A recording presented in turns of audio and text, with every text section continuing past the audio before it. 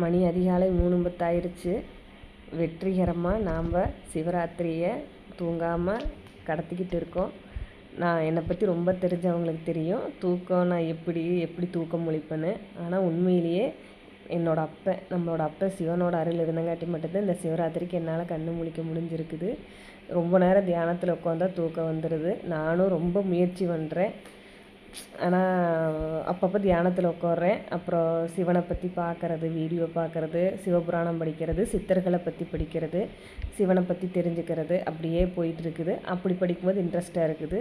பரவாயில்ல, இந்த அளவுக்கு நான் சிவராத்திரிக்கு விரதம் இருப்பேன், முழிச்சிருப்பேன்னு நான் நினைக்கல. அப்பனோட அருள் இருந்தங்காட்டி மட்டும்தான் இது நடந்திருக்குது. இதுதான் என்னோடய முதல் சிவராத்திரி. ஆமாங்க, இத்தனை வருஷத்தில் ஒரு நாள் கூட நான் சிவராத்திரிக்கு கண்ணு முழிச்சதோ இல்லை இது மாதிரி இருந்ததோ கிடையாது. இதுதான் முதல் முறை. நாம் ஜெயிச்சிட்டோம். நாம் இதுக்கு மேலே கடந்துருவோங்கிற நம்பிக்கை எனக்கு வந்துருச்சு. நம்மளோட அப்பனோட அருள் மட்டும்தாங்க நம்மளை இந்த அளவுக்கு கொண்டு வந்திருக்குது. இது நான் முடிவு பண்ணல, என் அப்பா முடிவு பண்ணியிருக்கிறாரு இந்த சிவராத்திரிக்கு நான் முழிக்கணும்னு. நன்றி, அனைவருக்கும் நன்றி. அப்பா நன்றி, பிரபஞ்சமே நன்றி. இந்த சிவராத்திரி நம் அனைவருக்கும் நல்லதாக அமையும்.